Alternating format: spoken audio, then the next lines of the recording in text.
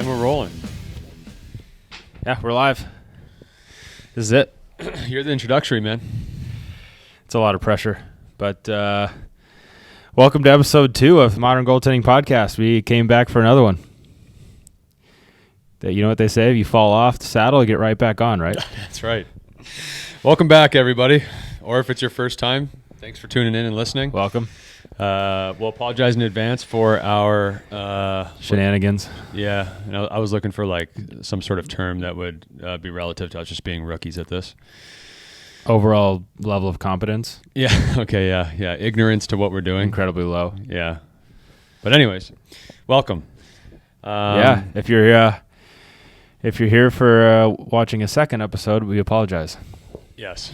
Again, we've apologized 4 times in the first minute. You may be mentally unstable. I mean, if you're listening twice. Yeah. Yeah. 100%. And I'm saying that as myself. So. Right.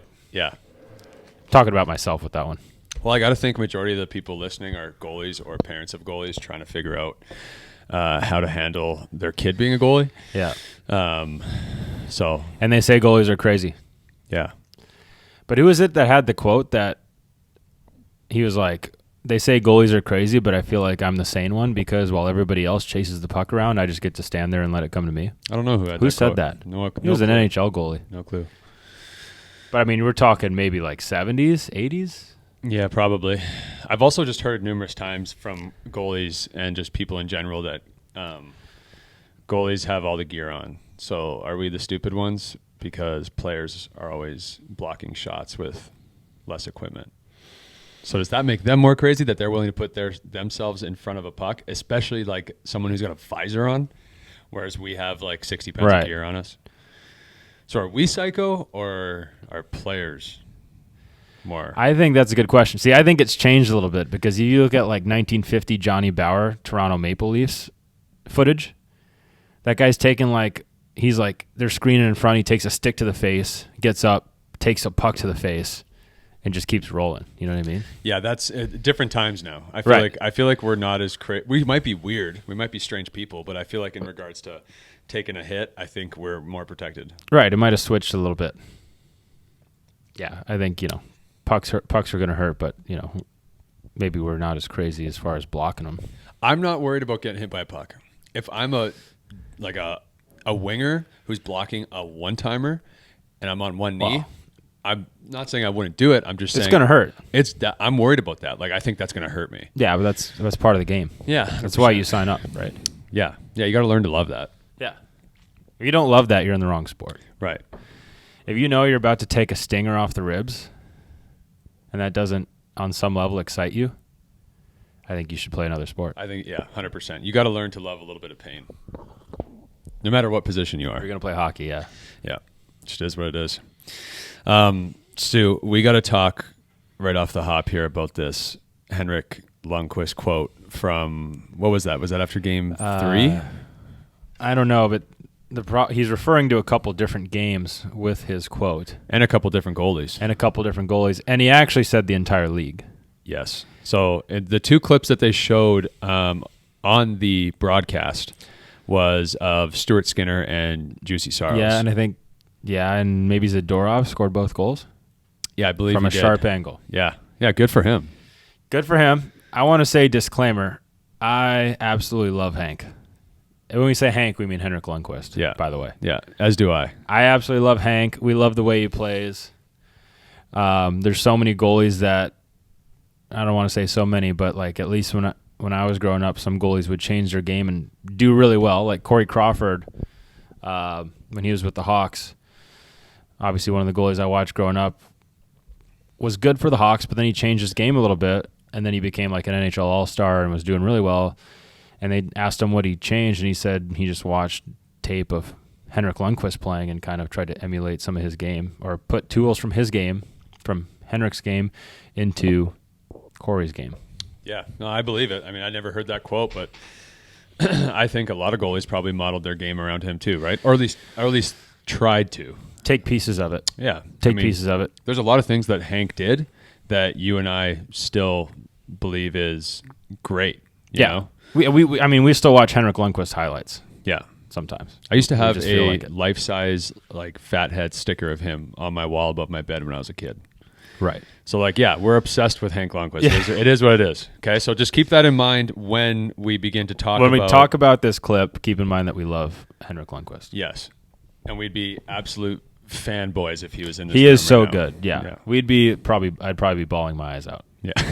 Because that's how excited I am. That Henrik Lundqvist is saying right Yeah. now. It'd be like, come on. I almost want to start crying. I'm about to tear up right now. Oh, now I want him to be in the room so I can see you ball. Right. Yeah. I think that'd be funny. If he somehow magically shows up here, then Yeah, he never will, but he never will. He'll never step foot in this room. it's nice to think about. He'll never step foot in the same room as us, but No. we like to think about that. Yeah. So yeah, should we get into his quote? He's talking about, looks like NHL on TNT between periods, I think, or intermission, maybe even after a game. He's talking about the reverse VH, which for those of you who don't know what a reverse VH is, a lot of times it's called RVH for short. So reverse VH is a lot of times referred to as an RVH. And that is when you'll see a goalie with his short side knee down, with his short side foot on the post, and his backside knee up with his backside skate blade dug into the ice. Yeah. That's the best way I can describe it. You see it all the time. Anytime the puck's like behind the net or at a sharp angle, a goalie's usually in their RVH. When they're down, they're in the RVH. Some of them are paddle down, some of them aren't. And for the record, the reason why, which I know you know this, but a lot of people listening might not, the reason why it's called reverse VH is because it was the second of two. Yeah. It spawned from the VH. Correct. And the VH is vertical horizontal. Right. Which is almost, not quite, but almost the opposite, which is why the RVH is called reverse. Right. Which basically your short side leg that's on the post is vertical, Yeah. and your inside leg is horizontal on the ice. So you're basically on one knee. Your far side knee is down and your short side knee is up. And Yeah. you're taking away the short side of the net using that tool. Which I still love using that tool. I know. You use that. I'm trying to put it into my game a little bit more. Yeah. I think it's great on the glove side. Yeah. I mean, Especially coming off of when Yeah. if it's like on actually on these plays, but these plays are both on the blocker where I probably wouldn't use it. Just myself. I'm not saying you shouldn't. Yeah. But for me on the glove side, I like it because I feel like having my glove up, because my stick's not in my hand on my glove hand. Right. I can have my glove up covering a lot of that short side while still having an active hand up there. yeah, you have the freedom. Right. Your It's hand just is I'm just more free. comfortable with it. Yeah, and you don't have to worry about your 5-hole because your blocker's still active, but you can take away 5-hole, whereas I think on the blocker side, it's maybe you feel like you have to take away space with your blocker, so now your stick position may be different. Yeah. Yeah. Whereas the reverse, I feel like it's a little bit more even in regards to which post you're on. You know what I mean? Yeah. I feel just as comfortable on my blocker side reverse VH as I do as my glove because side. your hand and your body are taking away a lot of space. Right. On either side. Yeah. Should we attempt to play a little bit of the audio from Hank's clip here? Yeah, let's do that. So keep in mind that the RVH spawned from the VH, and I would say they probably started using it. I'd say they started using it like Tim Thomas was using it. One of the first trailblazers of using it in like 2011. The reverse? When the Bruins won the cup. Yeah. Yeah. And then Jonathan Quick started doing the same thing in 2012. I think it was 12 when the Kings won the cup. Yeah. Yeah. And those two guys are the guys that I kind of think of the trailblazers of doing it. Carey Price, I think, was in there too. I was going to say, I never would have thought of Tim Thomas as one of the trailblazers for it. Yeah, I think because which is a good thing, he thinks so outside the box that he was somebody who, would be willing to try it. And it worked, by the way. And it worked, and now everybody uses it. Yeah. So keep all that in mind. I'd say we play this Hank quote, and then we kind of get into our thoughts on what he's saying about the RVH and how you can use it to play different situations and the usefulness of it, and maybe where it can get you into trouble too. It's kind of a long quote, but I feel like we have to play the entire thing so people can hear the entirety of what Hank is saying. Yeah. Oh, yeah. That way nothing's taken out of context. Right. Okay. Okay. Here we go. I'll roll it. reverse VH. You'll hear You have a about pandemic, guys. Yeah. You have another pandemic in this hockey league, and it's the reverse VH pandemic. Vertical, horizontal, the pads, right? It's overused in this league. I understand. Over time, we have the new moves that happens with goaltending, and it makes sense at certain times. But now we see goalies go down like that for no reason. There's no reason to use that move from that angle. And I'm not just talking about Skinner. I'm talking around the league. Because that player is no threat. What you have to focus on is what's going on in the middle of the ice. So if there's a pass to center, you want to be able to explode on your feet and be there in position. A lot of goalies now, they're down. So now when they have to push across, they're already down on their knees. So I just don't understand why you choose to use that move. Listen, it's going to make you any happier. We're going to look at it. This is what you're talking about. This situation, it should be a fairly harmless play. Yes. Obviously, it's a bad goal. And hey, listen, goals, we make mistakes all the time. We give up goals. But it's just the decision-making of using this play from this angle. And again, a lot of goalies do it these days. And I don't understand why. Because you put yourself in trouble if there's a pass to the middle. Because then you're down. Hank, I don't think you're angry enough, so we're going to flash back after this. We're going to go back to Game 5, okay, versus Nashville. Zadorov, exact same play. Yes. Stand up, please. I feel it's coming right now. No. Angry Listen, I don't want to be this old grumpy guy, but I'm becoming one maybe. But and there's a lot of new techniques. I'm so impressed with how guys move and how they. This is going to make any. Just play technically. I'm impressed, but there's certain things that I just don't agree with where the game is going. And that those angles there, I don't understand why they use it. Just play technically. All right. So that's it. A little bit of a long quote. Hank is hilarious, though. He is, and you could tell he's still very passionate about the position, which is, I think, what makes him great on that panel on that broadcast. Yeah. I mean, there's multiple different personalities. Yeah. I personally love watching the intermission broadcast or post game, whatever, of those guys, just as much as I love watching the game. Oh yeah. When Hank gets in that net they have with the goalie stick. Yeah. And then Biz misses the net. Yeah, that's great. It's awesome. But anyways, I'll let you take away your thoughts first on this entirety of on this quote. Well, this is tough because there's a lot of things that I agree with. That I agree with Hank on in this quote. Yes, you don't want to get scored on from a sharp angle. A. Now I gotta label them in letters because I went letters instead of numbers. Okay. B. You want to be able to explode to the middle on your feet. Right. C. Yes, it's unnecessarily used sometimes. Okay. And I think there was one more thing in there that he said that I can't recall, but your thoughts will help me remember. Okay. My thoughts are, I'm just going to base his opinion off of the two clips that they showed. Yeah, those were they had two example clips, which were interesting clips to show.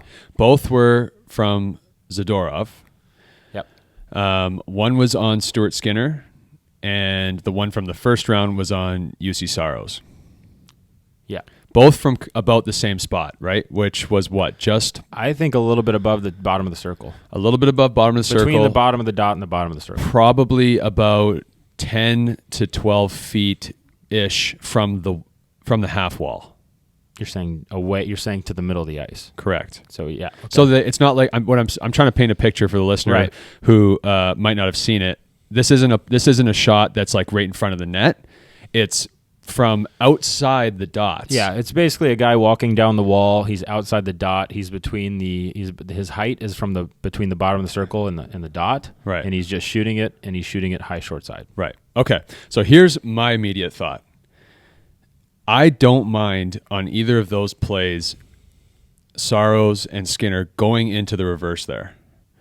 I think it's, given the situation, there was a threat in the middle for either a one-timer option, and I can't remember specifically which one of the two it was, but there might have been a high backdoor option as well. Yeah. I don't mind him being on his knees because if it's a quick play where someone's driving the middle, I don't want to be on my feet.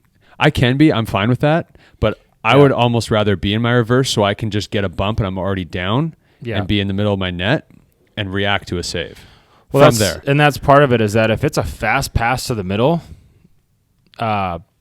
you even if you want to try to get there on your feet, you still might have to slide because it's just so fast, which is what sliding does. It allows us to get laterally faster and to get to the other side of the net and take up a huge amount of space. Right. So the other way to play that, well, there's a couple different ways, but what I've seen most from NHL goalies and just goalies really at any high level lately is they can go into the overlap. Yeah. Which basically is just when there's a portion of your body outside of the post. Your short side foot is overlapping the post, so it's almost on the outside of the net. Right. Okay. So in both these situations, the goalies could have probably used an overlap. Yeah. Where if I was on the ice, and the reason why I wouldn't is because I find it substantially harder to get to a lateral pass from, especially on my feet on my feet or on my knees. Yeah. When I'm in my overlap compared to if I'm just in my reverse where I can use my post, where I can use my skate blade to just push off my post and have a small bump to the middle. Right. So I think we should go into what the strengths of the RVH are and what the strengths of the overlap are. Okay. So that you can understand the logic of why we're saying we should use the RVH in this situation. Now, but I have one question for you, goalie coach. Okay. But why don't you just stand on your feet with your skate inside the post to take away the short side? From that angle, I find it awkward to have to potentially drop into my butterfly while I'm on the inside of my post on my feet. Exactly. So what happens is if your skate blade is on the inside of your post and you try to drop in your butterfly, you're going to push yourself off the short side. To the middle. So if it's a short side shot, you're going to give up net. Right. And you could still make a hand save, but it's just so hard when you're being pushed one way and having to make a save the other way. And that's when you get those squeakers that go hip hole or those squeakers that just go around you from a bad angle. And you're like, how does that even go around me? They're at a terrible angle. Right. Because if your foot's on the inside of that post and you try to go down, you're going to push yourself off that short side. Your skate blade going from being on your feet to turning horizontally is going to push you right off that post. Now, an alternative is if you are on your feet on the inside of your post on a play like that, is you can drop down into your reverse. You can. But then you're just putting yourself in the same position that the guys that were already in the reverse were. Right. And on top of it, you're dropping down, which means you're transitioning at the same time the guy is shooting the puck. In my opinion, that's going to give you less of a chance to react to that shot. I don't think you at all want to be transitioning when a shot's happening. Exactly. If you are, it happens. It's going to happen. But that's when little squeakers start going in. You get hip holes, you get hand holes. But this is a tough play, right? Like anytime there's a rush, like these two from Zadorov, it's a very uncomfortable situation for a goalie for this exact reason. Right. It seems like it's an easy situation to a lot of, I think, players and coaches that are on the bench, but this is harder than it looks. Yeah. And every goalie will tell you that. Now, we're not saying that you should never be standing on the inside with your foot on the inside of the post in your stance. You can. Like if the player's at the half wall and they're looking for someone to pass to, or they're not a shooting threat, you can do that. What we're talking about right now is a player coming down the wall and he's an immediate shooting or passing threat, and he's on his strong hand, which is he's a lefty coming down the left side. Right. Okay. So, what are the benefits of the RVH? What does it allow you to do? So why would you use it? Well, I mean, there's many different things. For one, I like it because it gives me 2 anchor points while I'm in my butterfly, which is rare. But that's important because it allows me to push multiple ways. Okay, so what I'm trying to say here is, if I'm in my reverse, I can use, say I'm on my blocker side post, I can use that right skate or blocker side skate to push off the post from my skate blade. Yeah. Right. So that'd be one anchor. So you point. don't have to take the time to lift your knee to get your edge into the ice. Right. You just use the post. Right. Yeah. 2 or second anchor point would be my middle leg, What do we call that? Middle leg makes sense. Yeah, usually we call it like the anchor leg. Yeah. Or the anchor foot. Right, my anchor foot. But I'm just trying to explain what the anchor foot is. I guess that's just that'd be my It's- inside foot. It's your inside leg that's towards the middle of the net. That foot is even more so important because I can use that edge to adjust the angle of my reverse. Yeah. Therefore, allowing me to get to wherever the pass is going, wherever I assume their threat is. Yeah. So it'll allow me to get flat on my goal line so I can push post to post. If it's all the way across. If it's all the way across or going behind the net, whatever it may be, I can change the angle of that to be my foot more in front of me to just simply, if there's a threat on the same side as the guy with the puck. Yeah, like a short side threat. Exactly. It'll allow me just to simply put that foot back down or bump out and get that angle. Yep. I don't know if that all makes sense, but I know you know what I'm trying to get at. I know but exactly what you're saying. I'm hoping I'm making sense to someone who... It does. So the reason that we like to use the reverse is because it allows you to take away short side with no holes. You're solid. Yeah. While at the same time, you can be in a reactionary place with your hands. Your hands can move. You can react with your body and your hands. Yeah, which people forget a lot. Which people forget. And if there's a quick play to the middle, which let's say it's an in-tight one-timer, you can push off that post right away to get there. Yeah. Now, if the guy makes a play up high, you still can get your feet. Yeah. But if it's an in-tight play, which on drives, if you're playing a good team, one-timers, a lot of them can be in tight because they're going to have a middle lane drive. Their forward is going to drive your defenseman back, and he's going to be right on top of you. Yep. When they make that play. Right. Otherwise, there's usually a third guy high, and now if they pass all the way up to him, you have a chance to get to your feet. Yep. So it gives you coverage, and it gives you mobility off that post on any play. Right. Now, you don't have to lift. You don't have to get your skate blade into the ice to push. You can push right off that post. You can go right away. Yeah, you don't have to lift your knee up to push. Now what I've heard online and what I've heard is that people say that the RVH is a blocking stance. Right. Or a blocking position. Yeah, I know how much you hate when you... 100% disagree. Yeah, as do I. I think you should always be ready to react, and you should always have active hands and be active. I don't think you should ever put yourself in a position and just block. Right. It's like if we're doing like a net drive drill with one of our goalies and they're in the reverse and we just burn them 5-hole. Yeah. And they say, well, I was in my reverse. Like you told me that we were working on my reverse here. I'm like, yeah, but you can still react with that inside leg and put that leg down and shut it down. You can't just lock up on that post. No. Like, yes, it can be a blocking position in regards to your just sealing that post. Yeah. But you can't lock. You can't just go, oh, I'm blocking. No. You know, this is what I got. Because if you lock, it does two things.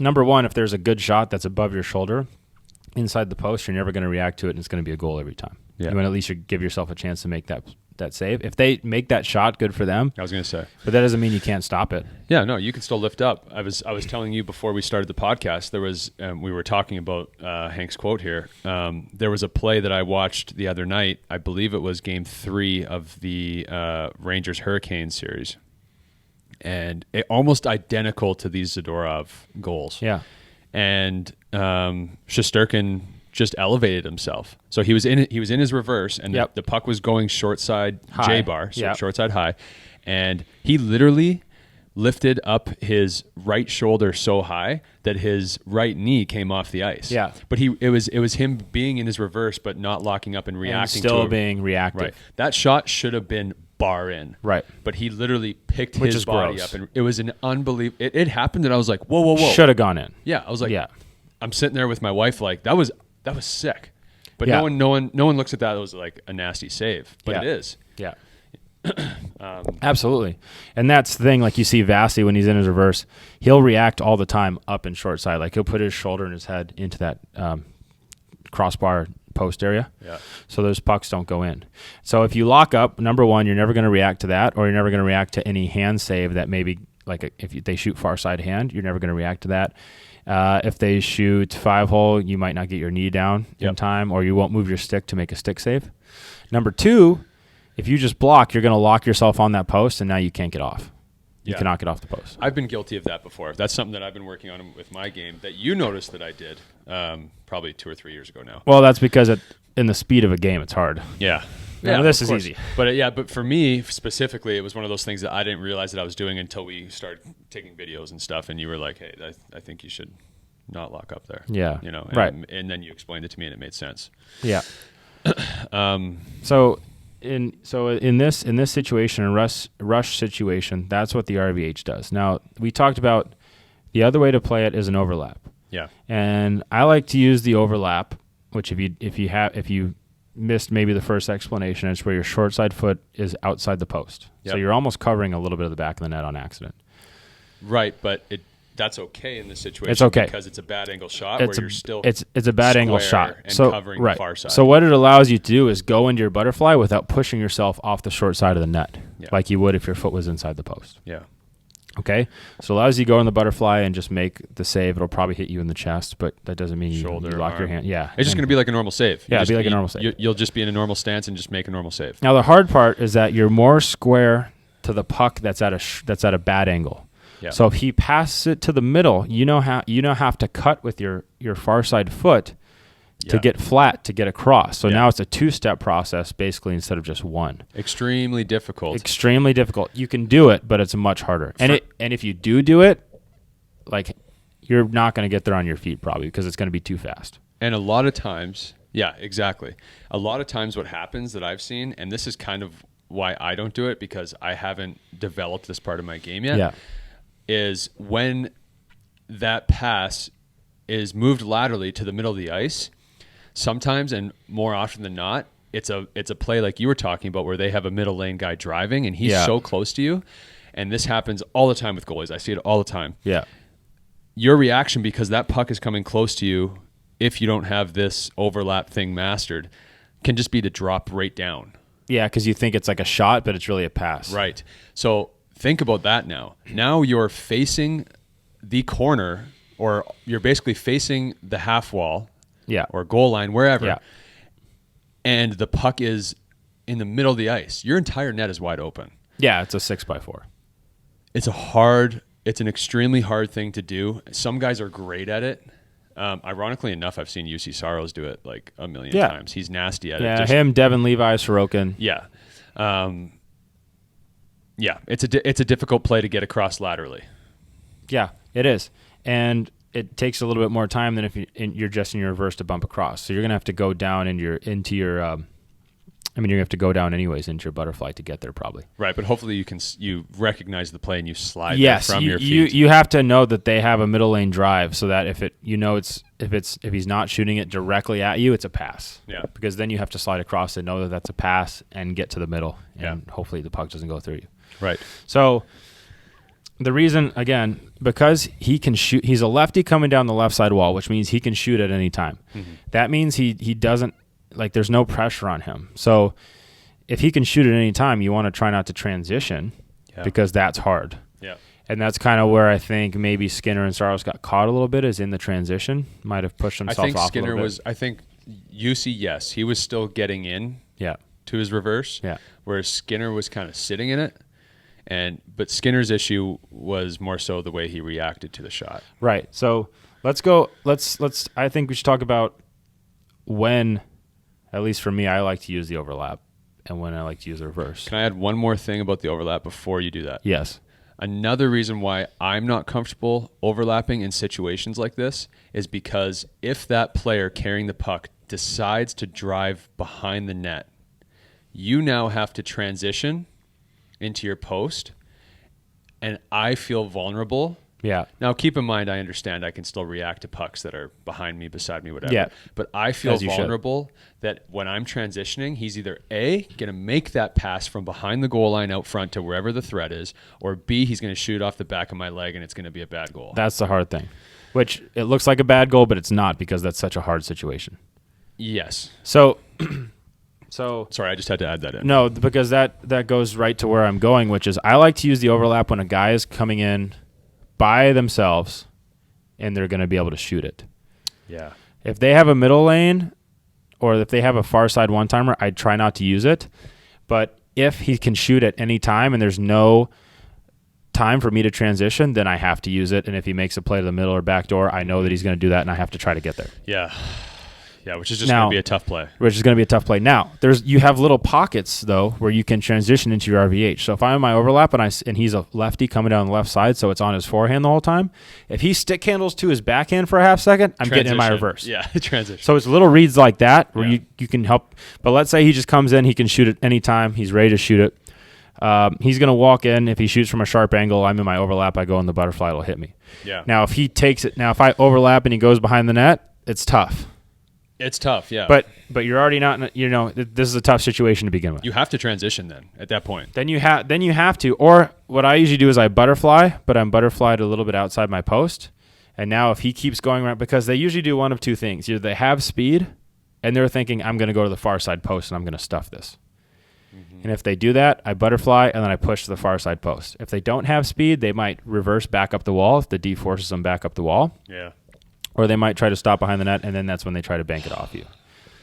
It's not a good spot. That's why playing goalie is so hard. It is. And I mean, I'm not saying there's not a time. I'm not saying there is no time to use the overlap. And I'm not saying it's a bad selection of a transition. But everything you just said, to me, is the reason why I just simply don't use it. If I could, I would use my RVH. Right, but I do like what you said, and I probably do use it if a guy is all by himself.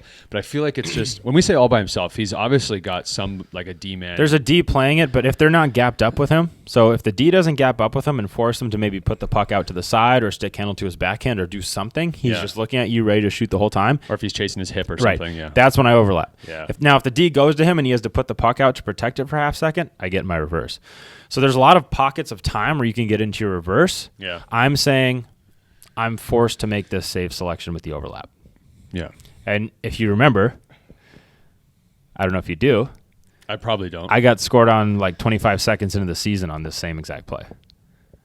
No, I don't remember that. Guy came down the right side wall as a righty, drove, got to the bottom of the circle, shot it off my pad, rebound went to him behind the net. He just chipped it back on, hit me in the arm, it went in. Yeah, I do remember that play.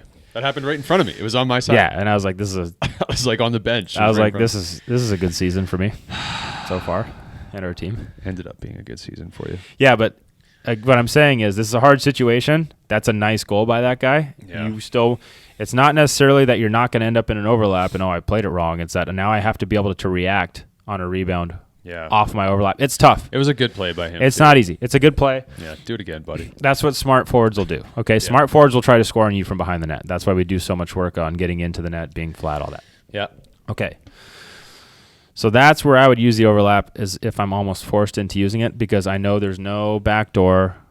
I know there's no far side one-timer. But in these situations, the goalies know they have to. It's their responsibility to not only make the short side save, but also make the one-timer save. Yeah. And coaches are like, well, you just worry about the shot. The defenseman will take the pass. Right. And I don't know about you, and I've said this to other goalies, and so far, everyone has agreed with me. Okay. I have a good track record with this. Okay. I don't know about you, but the coach being like, the D's got to have that pass, that's not your fault, has never made getting scored on feel any better to me.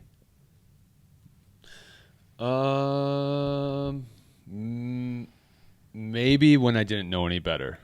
Okay, when I'm talking young. Yeah. Nowadays, at least younger than 14 years old. Yeah. When all my education on hockey was like minor sports, and the coach literally who was telling me that's not my fault, I'd be like, oh, it's not my fault. But grew out of that a long time ago. But see, to me, it's like, well, coach, I still got scored on. Yeah, I still let in 6. Like it still pisses me off. It's still on the score. Like they haven't taken it off the scoreboard because it's not my fault. Right. Exactly. I still let in 6 on 20. It still counts against me. Right. It counts against our team. It doesn't have a little asterisk Just on because that it's goal against saying it right. wasn't Austin's right. fault. So we're not going to put it on his goals against average. Right. Exactly. Okay. So yeah, I agree with you. Yes. So in these situations, there was a middle option. So the goalie's thinking, Yes. I have to stop not only this sharp angle shot, but I have to be able to get to the middle option. On the Skinner one specifically, I just watched it again here as we were talking. Yeah. There was Brock Besser was middle lane drive. Okay, so he's And right there- on top of him. And there was somebody, I think, as like a high backdoor option. So there was 2 options by- for Zadorov to seam it. And by the way, that's how you know you're playing a good team is when they have a middle lane and then another option Yeah. on a rush like this. Yeah, That's how you should play hockey. reading off the middle lane drive. That's called good hockey. Yeah, that's NHL players. Yeah, but any team could do it. Oh yeah, anyone If you're can do committed it. to it. Yeah. So it's a good offensive tactic. It's dangerous for goalies and defense. Yeah, Exhibit A. Yeah. Stuart Skinner, good goalies in the NHL, right? Yeah. He read that there was 2 threats, so Right. I got to get into my reverse. Yeah. Right? Which caused him to let in Yeah. a relatively weak goal. What they call weak goal, but it's a hard situation. Now, right. am I saying we should get scored But on it's a from hard there? one. No. Well, what I'm saying is, I'm just furthering your point of that's good hockey. Yeah.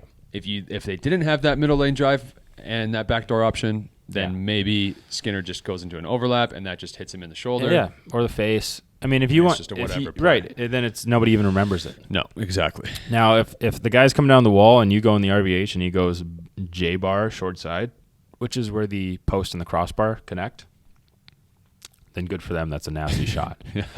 That doesn't mean you can't stop it.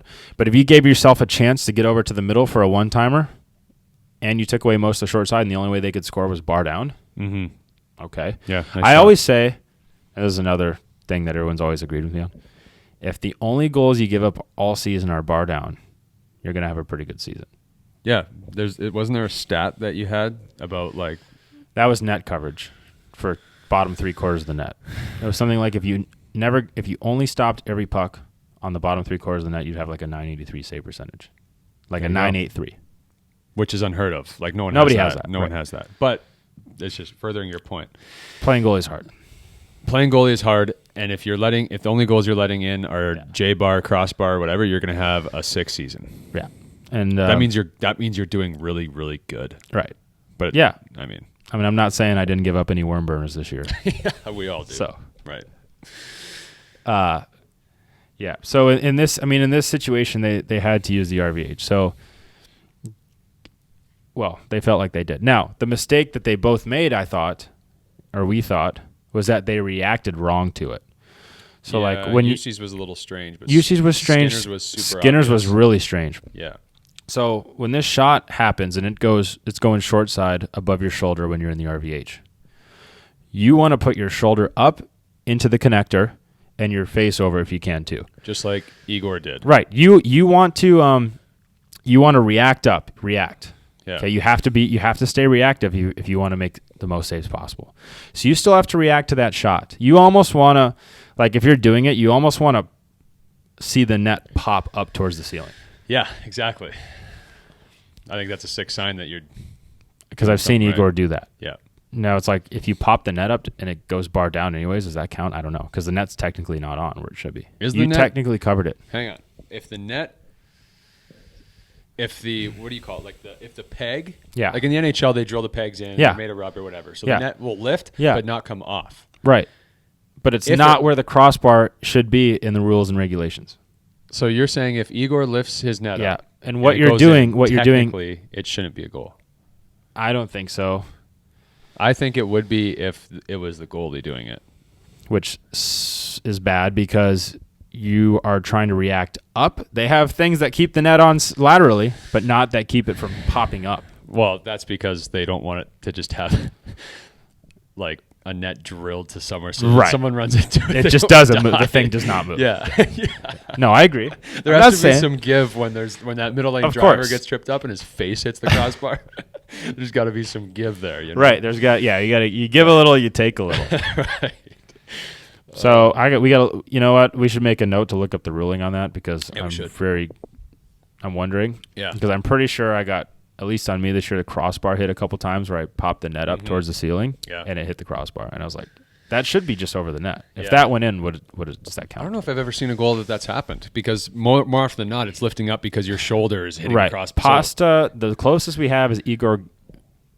Now, this is going to be ironic, but the Okay. closest example I would have is Igor getting scored on by Pasta backhand from like below the hash marks. Yeah. And he like popped the net up, and I don't know if he popped it before or after the puck went in. I How think did after. where did it go in? Boom, high short side. How does that make sense? If his shoulder is lifting up that corner, I think he was How just does a it little go bit too in late. the I think corner? it was a dart of a backhand from the corner and it went in. Oh, I see. Okay. Yeah, So so I he think- lifted it after the puck was Yeah, probably I think already so. going in the I net. think so. Gotcha. That's what I think, but we'll again, we need to make a note of this. We'll have to find that clip. Yeah, and we're going to find the clip. We're going to have to make a note of see what this ruling is. Yeah. I don't know what the ruling is on it. I don't know if anybody does. I'm going to have to ask. Yeah. Who's the NHL ref that's like all over Twitter? Is it Tim Peel? I don't know. But if you're popping the net up, your shoulder should be stuck on the crossbar because you're what's lifting it up. So hopefully there's no space between the crossbar and your shoulder. Right. That's what I'm thinking. So Okay. I'm thinking on that You're right. Igor goal, we're gonna watch it, and if we can find like an overhead Right. slow-mo, the Yeah. puck's already behind. So you're him. telling me stop worrying about it. Yes, but we're Okay. still gonna find All out. right. All right. Yeah, we'll still look at that clip. Yeah. Okay, so one of the things that we think Hank left out of his analysis was that the goalies reacted to this puck wrong. You want to react up and into the short side. Now Skinner turned away from it and almost tried to do like this matrix thing where he caught it with his back shoulder. Yeah. He turned his. So it was He turned away from the puck. It was on his blocker side shoulder. Yeah. And yes, he turned that blocker side shoulder to the inside, exposing the short side. J bar. Yeah. Which is exactly where the puck went. It was a Right. very weird way to react, and it reminds me of a goal I let in Macon 3 years ago. Do you know what I'm Okay. talking about? It I wasn't think short so. side; it was far Far side. side, but you turned away from it. I turned away from Yeah. it. So instead of me going at the puck, I don't even remember I don't know what I was doing, and I know Right. no one's gonna see what I'm doing right now. But I pulled my inside shoulder away Back. and it just hit mesh behind me. I look at the bench and I could see our head coach just staring at me, you know. Like, what are you doing? Yeah, It wasn't yeah. even a good reaction. Yeah. So, for those of you that don't know, one of the keys to playing goalie is you want to be facing the puck to make the save. Yes. I know you didn't say Now- that as a joking thing, but when I heard it, it just sounded like, Now, yeah, no kidding. You know? yeah, no, it was a little bit. Obviously. No, I was obviously being sarcastic. Okay. Now, have I tried to make a save where my back is to the puck? Yes, but that's for another time, and that's a bad situation I was in. Yeah, things happen. Yeah. So he kind of reacted away from the puck, which opened up the short side, and that's not really the way you want to react to it. UC was a little bit kind of similar. Now, we could go, why are they turning away from the short side post? I want to say, and this is my argument, Skinner knows there's a middle lane or there's a one-timer option in the middle. Mm-hmm. Zadorov is on his forehand. Skinner's probably thinking he's going to try to hit the guy in the middle, so he's anticipating a middle pass. Yeah. So when he shoots it high short side, once the puck moves towards the net, his brain is already thinking, oh, it's a middle pass, so he starts moving off, and that's why he's turned away from the puck when it goes in. Yeah. That's the argument I'm going to make. I would agree. That's probably what happened. Yeah, because that's what I would do. I can't. If I did that, that's how it would happen. Yeah. Yeah. UC probably similar. Yeah, but you see, we have to really break that clip down. We have to look at it because they were just in totally different positions within their reverse. Okay, yeah. Like UC was. It's not apples to apples here. It's not. Like Skinner was sealing that post hard and then pulled Yeah. away from it. Yeah. Whereas UC looked like he had just gotten into his reverse and wasn't sealing that post with his body at all yet. Yeah. No. And it just was like a rip, and he did try and react to it, Okay. Good. Yeah. but you he have wasn't to. in a position to get that right shoulder into that right J bar yet. Right. So he was almost late. To Okay. it. So then here's a question for you. Do you think now UC is significantly smaller than someone, let's say Vasilevsky? Yeah, by probably 4 Do you inches. 5 do you inches? think UC's okay to use as a 5'9"? Yes. Do you think he's okay to use the RVH in that situation? I do. Or in almost as many situations as Vasi? I do, because Igor Shesterkin's 6 feet tall or 6'1", whatever he is, Yeah. and he's tall enough to lift the net up. You know, Right. So you're not So- even lifting that; you're just getting your shoulder there. Yeah. And Okay. I think yes. I think as long as you're over 5'6" or 5'5", Yeah. you can do it. Okay. You know. Yeah. I mean, there's a few variables that The come in net's there. the net's only 4 feet tall. Right. So when you're on your knees, how tall are you? I'm 6 feet tall, barely. Yeah. Right. Yeah. I can lift the net up on my knees. I might have to elevate my inside or my my post knee up a little bit, like Igor did. Yeah, but he's not trying to elevate that. He's just because he's trying to explode straight up. It happens to come off the ice. Exactly. Yeah. But yeah, no, I think there's definitely kids. you can't expect a kid who's 4'8" to be able to seal his the top 10% of the net in his butterfly. Maybe with his face instead of his shoulder. Instead of his shoulder, because your head can take up space too. Yes, that is true too. So you can react with your face. You can react also if you're that age or you're younger. Shooters from the half wall are probably not ripping a dart high short side like that. Like you're going to be able to react, and they probably won't place it as well either. Yeah, that's a good point. So we're talking about an NHL shooter putting a dart high short side, right? Which I think it's important that we're talking about this right now because there probably are a lot of kids that could potentially listen to this and be wondering if they should play it differently. Right, and we're not at all. I mean, we're not. I guess we are disagreeing with Hank a little bit. I am, but the problem is that we agree with him on so much with this point. I'm slightly disagreeing with him, but it's my point of view is more so I've done both before, and I've had more success in the reverse than overlap. Me too. I'm a lot more comfortable in it. I think it makes more sense. There's more pros than cons. Yeah. The issue, in my opinion, on these two specific goals is that they didn't react properly to the shot. Yeah. And it's tough too because you know that analysts and coaches and media are watching that and they're like, oh, he got scored on from the half wall. Yeah. But it's like, yeah, but that's not the situation. That you're not taking into context the other 8 things that are going on. Yeah, but you got to remember, there's still a lot of coaches out there that are like, "That's not your. I don't want you letting a goal in from the half wall." Yeah, that's the hard part because no matter how bad you want to take away all options, your coach is going to be upset, right? Because they're like, "I told him that I told him or her that their responsibility is that shot, not the middle." But it's like as a goalie, it's not in your nature to be like, "Oh, okay, well if it goes that way, I'll just get scored on then." Right. It's not in your nature. You want to stop the puck. Yeah. Like you want to stop everything you can. Yeah. And so what these goalies are doing is trying to give themselves the best chance to stop both a shot from the half wall or that angle and get to the middle. Yeah. For a one-timer. They're giving themselves the best odds to not get scored on. So part of that quote was Hank was talking about getting to the middle in your butterfly. You want to get to the middle on your feet, which a lot of times, yes, I think you want to get places on your feet, but a lot of times you don't have time.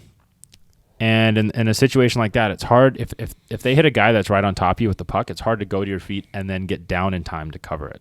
Yeah. You want them, if you slide in your butterfly, there's a couple good things that you have going for you. Number one, you're going to be there maybe before the puck. So you're going to be ready.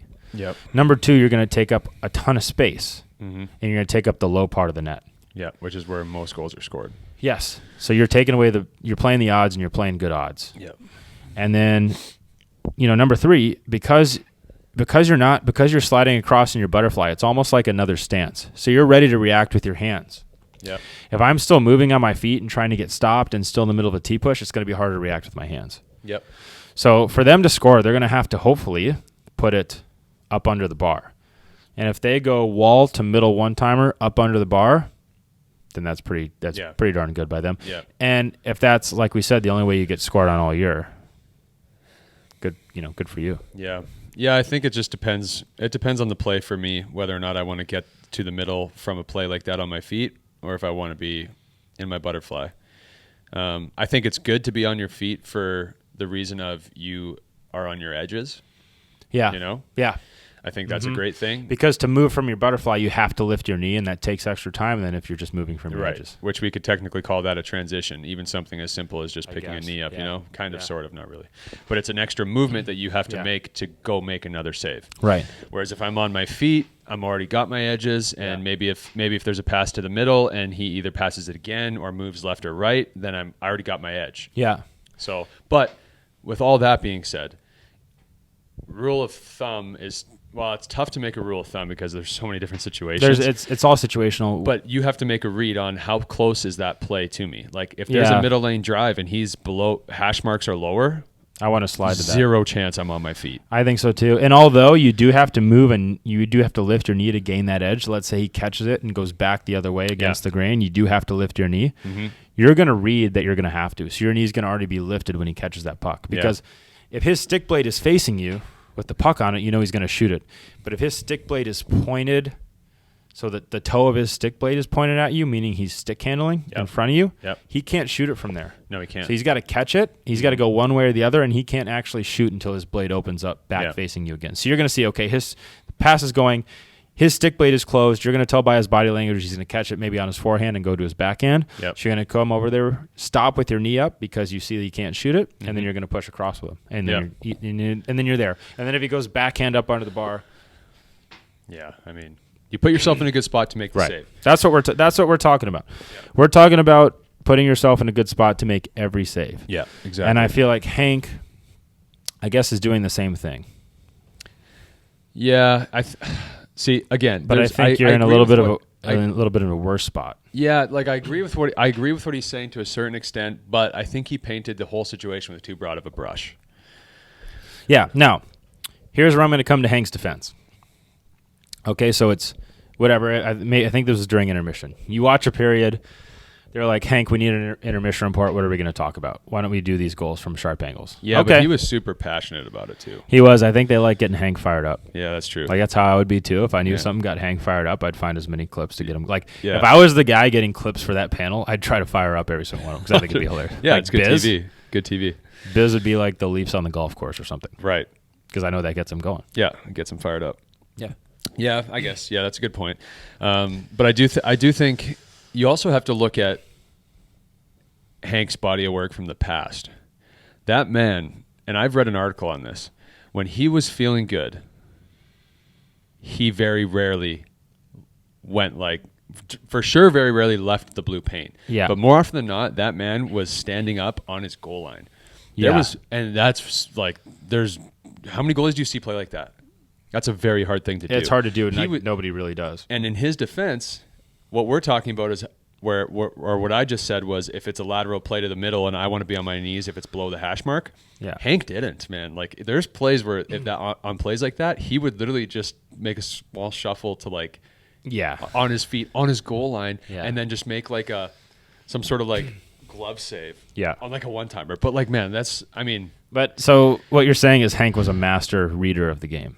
100%. So here's one of the best to ever play, in my opinion. Right. So now to spin this whole thing the other way. Yeah.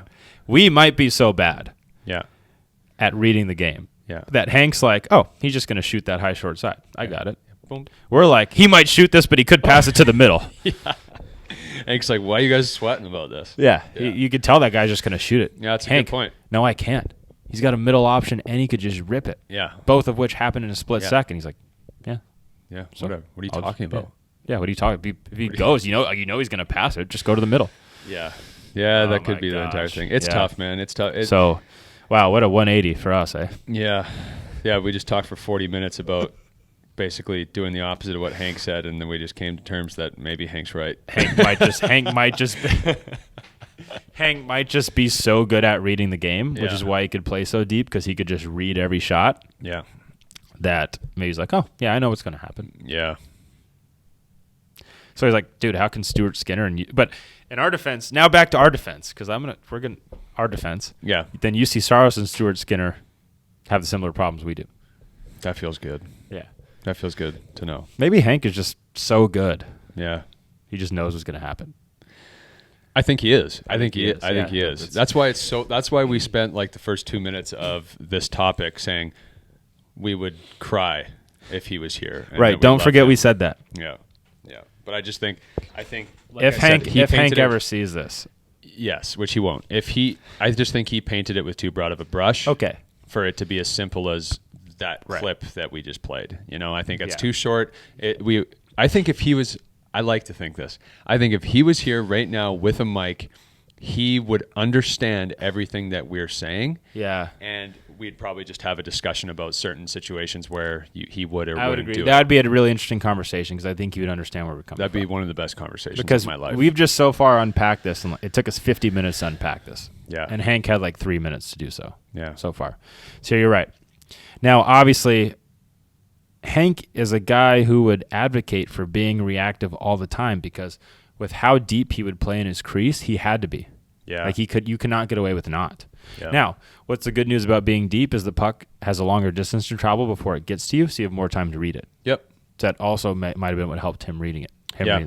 But you also mentioned that when he didn't feel like he was focused or he couldn't get into his focus that he wanted, that's when he would start being more aggressive because now he's not trusting his ability to read the puck anymore. Yeah. You know what's really funny about this topic specifically? The reason why I have that article is because my coach in junior gave it to me. So probably, he never said this, but he probably gave it to me because I was a lunatic in junior and just all over the map. Well, I mean, like, well, you get what I'm saying. Like, I was all over the crease, right? So he gives me this article where it's Hank basically saying, I'm on my goal line if I'm feeling good, and I'm on heels on top of my crease if I'm feeling bad. Right, which makes sense because now if you're not feeling good, you're not going to trust your ability to read the game. Right. Which, even if you're not feeling good, you should still trust your ability just the same. Yeah. But hard to do. But when you just want to make saves and you're just trying to stop the puck, it's really hard to do. Yeah. Man, we had another topic to talk about. I don't know. We might have to table that for next time. I think we have to because we've been talking about one quote from Henrik Lundqvist for 55 minutes. Yeah. So, I mean, this is just the roller coaster of emotion you're going to get with us. I mean, yeah, it is what it is. It is what it is. We don't know how that we didn't know if this Hank thing was going to take us 20 minutes or if it was going to take us an hour. 5. Or 5. Yeah, see, we don't even know what we're talking about. What are we talking about right now? But yeah, I mean, I think if you can, I think maybe just summarize the entire quote for everyone. Like, what are your thoughts on using the RVH in that situation? Yeah, I think to wrap this up, I think Skinner and Saros probably made the right decision to use the RVH. I think it's funny that Hank called it a pandemic. That's a funny word to use. Yeah, it is. But I don't think that they reacted to it right. I understand why they didn't react to it right because your mind is on the threats to the middle too. Yeah. And sometimes maybe you're not feeling in your focus, you're not feeling good, and you just want to stop the puck so bad that you're going to cheat a little bit on accident. Yeah. So I get why they did it. Yeah. Obviously, when you get scored on like that, it's no fun. No, it's a bad feeling because like you know bad. You know that it's a goal that you're supposed to have that shot. Yeah, you're supposed to have that shot. Yeah. And you know that it's going to piss your coach off. Oh, yeah, I'm not looking at the bench. No. After that one. No, not until your goalie partner is skating towards you. Yeah. When I get pulled, I don't look at the bench. Like, I have to see my goalie partner at the hash mark next to me coming off the bench. Yeah. That happened to me this year in one of the 4 games I played. You were basically it was the second period, and you were basically at the blue line, and then I was just like, I know, I'd be like, I'm sorry, man. No, Stewie's on the ice. What are you doing here, Stu? You're like, buddy. But then there's other games where I'm about to get pulled, and I'm like, man, just get me out of here. Yeah. I haven't been like that recently, but right. I gave up at least 4 goals plus in one period this year, and I was like, this might be it for me. Yeah, from what I've seen from you, the mentality is you don't want to be pulled. You'd rather be in the war. Oh, which I respect. Oh, I'd rather be in there for 10 than get pulled after 4. Right, and you also know that I'm on the bench and I'm old, and if you put me in the game, that doesn't cross my mind. You're always ready. You're always limber and ready to go. Yeah, but you know what? You saw the clip from Vasi this year where he was going to get pulled, and he told his coach, "No, keep me in here." Yeah, that's another conversation to have. We got to table that one too. Yeah, it's like, is it because could be 2-pronged. Is it because he's such a competitor he just wants to stay in, or is it because he feels bad for his goalie partner? Probably both. Like, I'm not subjecting this guy to what's going on right now. We got to table this. Yeah, okay, we got to make a note of that too. I have so many opinions on this. We have a stove with 8 burners on it right now. And there's so much stuff on the back burner. We need one of those big griddles. We need one of those hibachi things. Yeah, where it's got the big vent and everything. We got the onion volcano going and stuff right now. Yeah. That's us. Yeah. If I were to summarize our conversation, get us back on track, please. I would agree with everything you said. So just pretend that I just said that. Okay. And I would follow it up with, I think both Saros and Skinner reacted to the shot incorrectly. Yeah. I think they put themselves in a position to make the save from the puck carrier, the middle lane drive, the back, any option. I think they put themselves in a good spot. But when the puck carrier shot the puck, they reacted poorly. Yeah, I agree. Especially on Skinner's side. I really have to watch that Saros one again. Like we did watch it, but it's like Yeah. it was just such a, to me it was such a weird. He was positioned so weird on his post. He was. We're gonna have to look at that again. And the thing that I also keep thinking about is, on one hand, Hank is saying this is a pandemic, which, you know, I'm not going to comment on that or like say whether I agree with or disagree with that, because I think I would need more context. But we had this year, you and I watched, you know, this year's Vezina winner. The puck's on the dot and he's in his RVH. Yeah. Like Connor Hellebuck, the puck's like almost inside the dot in the hash mark. He's sitting in his RVH, and the puck just hits him. Same thing with Otter. Ottinger had one the other day like that too. Yeah. They react from their RVH too, though. Yeah, we talked about you got to stay reactive. Yeah. But the only reason why I'm saying that is because I don't want someone to listen to this and then sit in their RVH on a breakaway.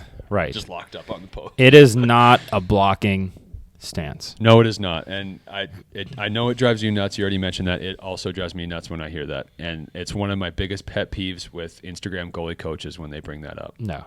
And you don't use it only if it's there's no rule of thumb for when exactly you're going to get into it. And Right. we could talk about this another time. Yeah. But you're not going to be like, oh, I'm only going to use the RVH if the puck's here. Right. Where I tell goalies, maybe the puck's in front of the player, and you know it's going to be there when they pick it up, so you're just in there already. Yeah. Right. Maybe you beat it there. It's all reads. So anyways, that's the Hank quote. Yeah. Let's wrap it up. I think that's it. Yeah, that's it for today. Thanks for coming along on this ride with us through one small topic of hockey. Yeah. Well, now the listeners know that when they tune in, Yeah. we could talk about one thing, or maybe we'll talk about 10 things. And But it goes completely sideways. Yeah. Yeah. Just don't know what you're going to get. Like, how do we go from we're talking about Hank's quote in the RVH to me getting pulled? I don't know. You know what I mean? Like, that's how it goes. Yeah, it is what it is. All right. Well, thank you, everybody. Thanks for coming along on this ride with us. And again, this could be our second and last one, but maybe we'll see you next time. We'll see. I'm planning on coming back next week, so All right. we'll see. just keep taking the beating every week and getting back up, right? That's right. All right. Thank you, guys. Thank you, everyone.